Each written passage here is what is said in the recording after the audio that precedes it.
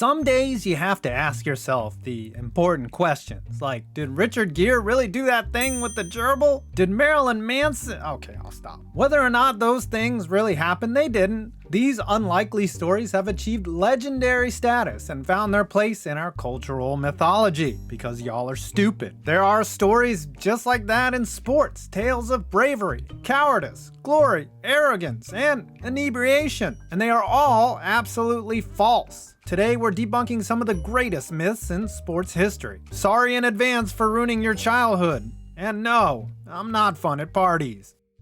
Dick and balls will no longer be ratchet. Fa la la la la la la la la. Manscape has the perfect package. Fa la la la la. Yeah. It's that time of the year again. No, not the time I sing terribly. It's the holidays. Manscaped continues to up the game when it comes to professional grooming tools and the perfect package 2.0. Featuring the Lawnmower 4.0, which has a light brighter than Rudolph's red nose to help guide the clippers down below. It's waterproof, skin safe, and trims at 7,000 RPM. I personally like the LED charging light that doubles as a night light. And do not forget the Weed Whacker nose and ear trimmer. Nothing is more unattractive than your nose looking like someone stuffed a pine branch up there. And to top this all off, there's even refined cologne. It smells great and is the last touch in this perfect package.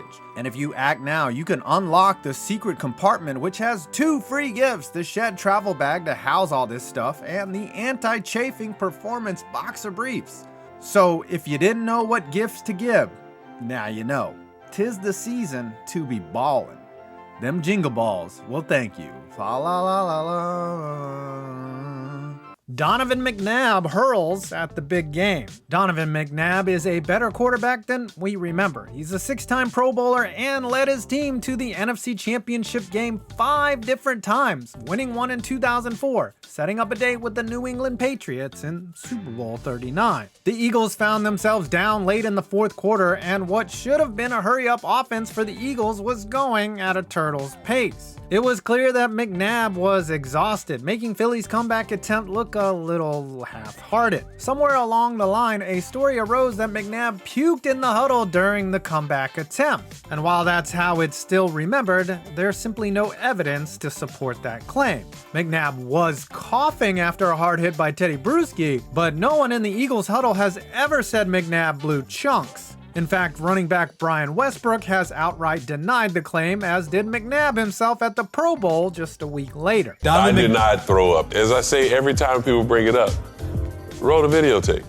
Not to mention, you'd think that a game with cameras everywhere would have caught the yakking on film. Now, Donovan McNabb did puke in a game, just not at the game in question. The Eagles QB had a reversal of fortune during a 2006 game against the Tampa Bay Buccaneers, and it's possible that football fans have conflated the two events. But sadly, our collective memory is about as reliable as Andy Reid's clock management skills. Babe Ruth calls his shot. It was Game 3 of the 1932 World Series at Wrigley Field in Chicago, and Babe Ruth had already established himself as a larger-than-life figure for the New York Yankees, a hot dog-eating slugger who would go down as baseball's home run king, who also once missed 2 games because of the clap.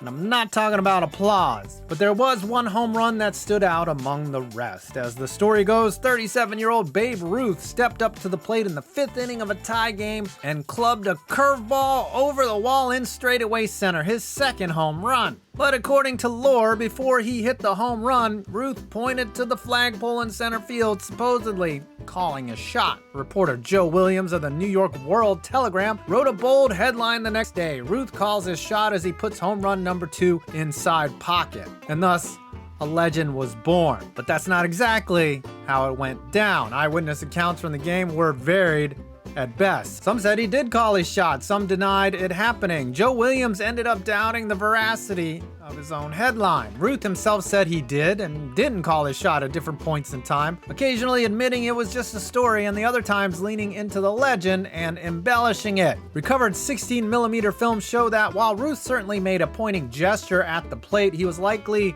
doing so at the opposing pitcher or at the Cubs dugout, who had been heckling him all game, probably for being fat. Ruth pointed, but in all likelihood didn't call his shot like Jake Taylor did in this 1-game playoff in 1989. Wade Boggs 64 beers. There are few better places to toss a few back than the airport bar, or even better, the airplane itself if you really like getting up and peeing during the flight. Baseball players are the most frequent of flyers, often spending 6 hours in the sky traveling from coast to coast and probably not doing high knees. That begs the question, just how much alcohol can one consume on a cross-country flight? Wade Boggs, a Hall of Fame third baseman for the Red Sox, Yankees, and Rays, dared to test the limits of beer chugging. And as the legend goes, Boggs once put down 64 Miller Lights on a single flight from New York to Los Angeles. There are other figures, 70, even over 100, but 64 has been the most specific figure given in this tale of tall cans. I'm not talking about Morgana. Before we tackle the implications of consuming 64 beers in one sitting, like death, let's do some math. The average flight from New York to LA runs about 6 hours and 15 minutes. Add in boarding and deplaning, and we can round up to 7 hours. And if it's Delta, make that 8 or 9. In total, that's 422 minutes, meaning he would have to kill a beer every 6.5 minutes. Now, that kind of pace isn't implausible, but the sheer volume is where we run into trouble. A normal beer is 12 fluid ounces, meaning Boggs would have had to swallow a total of 768 ounces of Miller Lite. The human body can only process around a liter of liquid per hour, less than what Boggs was pouring down his throat on the flight in question. This is all to say, while drinking 64 beers is a fun story, it can't be a true one. Not true.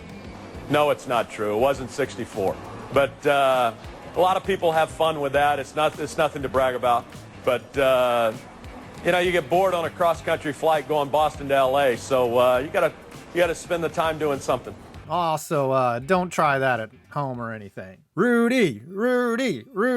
Sure, Sean Astin got carried off the field at the end of the 1993 film Rudy, which is the greatest piece of cinematography ever, making for one of the most iconic moments in sports movie history. But the real Rudy Rudiger, a 5'6" linebacker who walked onto Notre Dame's football team and notched a sack against Georgia Tech, he may have been carried off the field, but it didn't quite go as the movie depicts. Also, just finding out he was only 5'6". At least that's according to Hall of Fame quarterback Joe Montana. Montana, who was a sophomore quarterback for the Fighting Irish in 1975, said nobody in the stadium was chanting, and the guys who carried him off the field were doing it more as of a joke than a cathartic moment of Notre Dame glory. Well, what wasn't true? Well, the crowd wasn't chanting. Nobody threw in their jerseys. He did get in the game. Yeah. He got carried off the game. So he got in. He did get a sack. And then the guys just carried him off kind of playing around. Thanks a lot for ruining a beautiful moment, Joe Cool. Of course, there is such a thing in film as artistic license, but according to Montana, it's not just the facts that have been embellished in Rudy's story, but the sentiment as well. Now you're going to tell me that Sean Astin didn't actually accompany Elijah Wood to Mordor or save his entire private school from hijackers. Norm Wiley's 17 sacks. Sacks weren't even an official stat until 1982, which is hard to believe. It's also hard to believe that even before we kept track of sacks, that one player could record 17 of them in one game. But according to local legend and Norm Wildman Wiley himself, that's exactly what he did with the Eagles in a 1952 game against the New York Giants. Wiley was undoubtedly a game wrecker in the Eagles' victory that day, rushing off the edge with speed and power like a modern-day J.J. Watt, or T.J. Watt, or one of the Watts. Hugh Brown of the Philadelphia Bulletin said that Wiley tackled Giants quarterback Charlie Connerly 17 times, including 11 times in a row at one point in the game. Wiley claimed that he got paid $10 for every hit on the quarterback, and at the end of the game, he was given an envelope with $170 in it. And when you account for inflation, that's $1 million in 2022. But Pro Football Reference did some digging half a century later and credited the Eagles with just 14 sacks as a team, 3 less than Wiley claims he got himself. Other witnesses have stated that while Wiley was a monster on the field, he didn't put up an all-pro season's worth of sacks in one outing. Wiley was a wild man on the field, and maybe a few concussions gave him a wild imagination off of it. And finally, Wilt's body count. We've heard the tale that the all-time great Wilt Chamberlain once scored 100 points in a game against the New York Knicks.